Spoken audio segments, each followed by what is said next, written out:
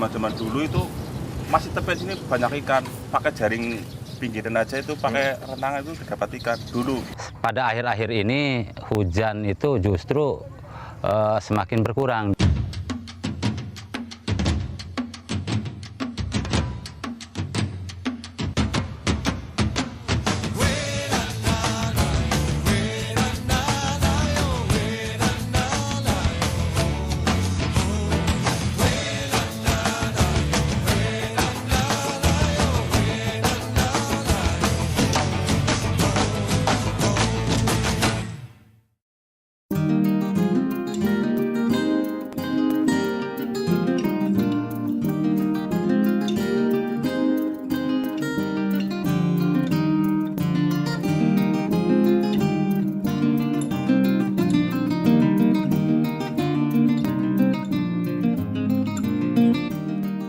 Sadarkah Anda, kita akan semakin jarang menikmati pemandangan seperti ini.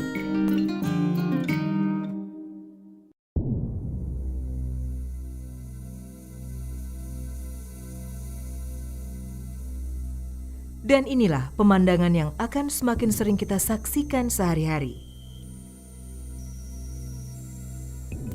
Akibat banjir kali ini, ratusan keluarga terpaksa mengungsi ke wilayah yang lebih tinggi. Seorang warga mengatakan, cuaca seperti ini belum pernah terjadi sebelumnya. Suhu panas ini tercatat lebih tinggi daripada tahun lalu yang mencapai. Sebelumnya, angin puting beliung tak pernah terjadi di wilayah ini. Kini, mereka hanya bisa berharap air segera turun dan mereka bisa segera kembali pergi bekerja.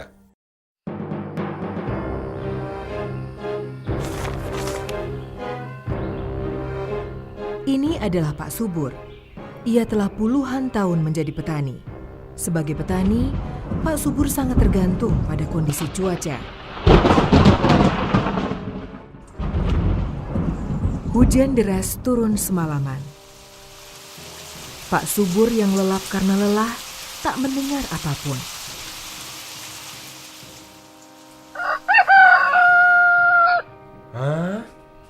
Pak Subur terkejut karena seluruh lahan sawahnya kini terendam banjir.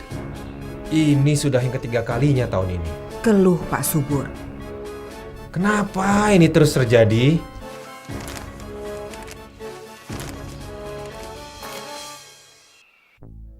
Semua itu bermula dari pemanasan global.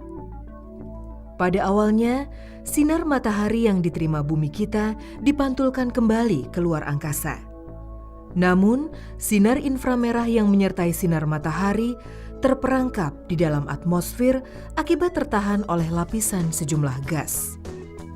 Gas-gas tersebut kita sebut gas rumah kaca. Ini yang menyebabkan bumi kita terasa hangat dan memungkinkan kita untuk hidup. Gas-gas tersebut berfungsi sebagaimana kaca pada rumah kaca. Dengan semakin meningkatnya konsentrasi gas-gas ini di atmosfer, semakin banyak panas yang terperangkap di bawahnya. Kejadian ini disebut dengan efek rumah kaca.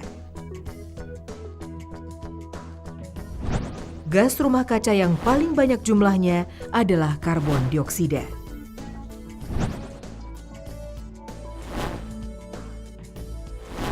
Jadi, semakin tinggi kandungan karbon dioksida yang berada di lapisan atmosfer bumi, suhu bumi pun akan semakin meningkat. Peningkatan tajam terjadi sejak akhir abad 19. Kandungan gas rumah kaca dalam atmosfer bumi kini semakin menumpuk dan akan terus bertambah apabila semua orang tak segera mengubah perilaku. Inilah yang disebut dengan pemanasan global.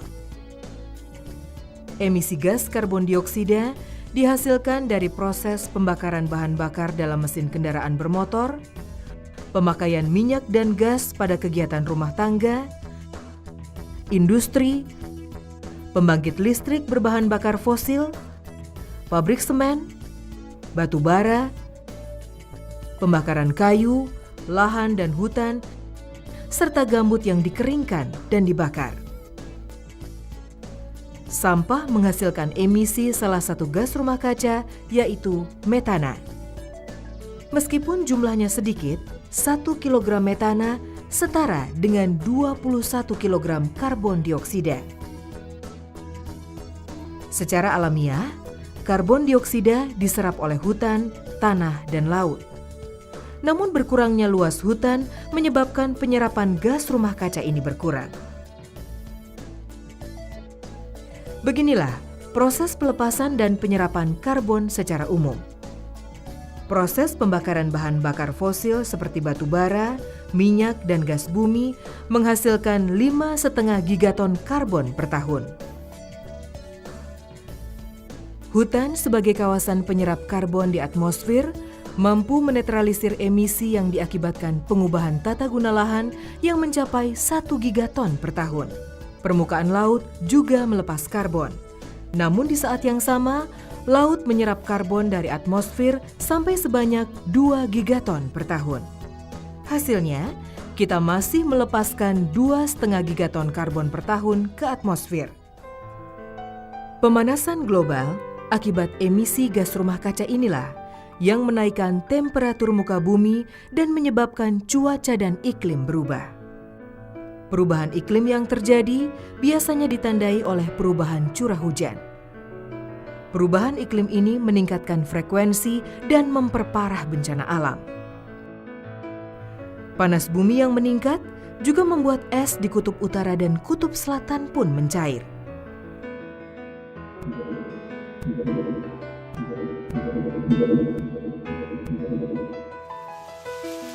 Di Indonesia, perubahan iklim yang mengubah pola curah hujan menyebabkan pergeseran musim. Pergeseran musim membuat musim kemarau berlangsung lama dan mengakibatkan kekeringan. Sementara musim hujan berlangsung cepat dengan kecenderungan intensitas curah hujan yang lebih tinggi sehingga mengakibatkan banjir dan tanah longsor. Perubahan iklim juga menyebabkan naiknya ketinggian permukaan air laut. Diperkirakan, permukaan air laut akan naik setinggi 1 meter dalam kurun waktu 100 tahun ke depan. Ketinggian permukaan laut ini berbahaya, karena jika terjadi, pantai yang landai akan tenggelam. Dan ini yang bakal terjadi pada kota-kota besar di tanah air bila percepatan perubahan iklim seperti ini terus berlanjut. Jakarta, Banjarmasin. Bayangkan berapa juta orang harus mengungsi apabila hal ini akhirnya terjadi. Sejumlah infrastruktur di pinggir pantai akan terganggu atau rusak. Perubahan iklim juga membuat penyebaran penyakit seperti demam berdarah dan malaria meluas. Perubahan iklim membuat daerah sumber air mengalami kekeringan. Kita akan mengalami krisis air bersih.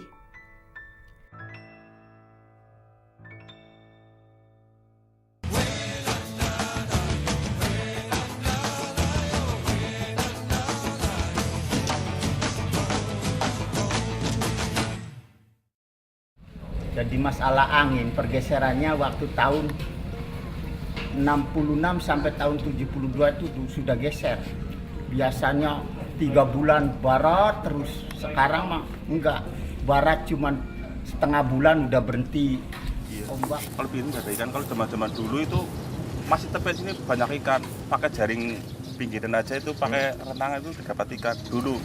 Kalau zaman sekarang udah sama sekali nggak ada. Kalau nggak habis bahan bakar 10 liter ke sana tengah, belum dapat ikan. Soalnya hasilnya kurang sih sekarang. Kalau dulu kan masih banyak hasil, jadi setiap hari bisa berangkat terus. Ombak biasanya gede setengah bulan, sekarang udah tuh. Lihat seperti air di kali.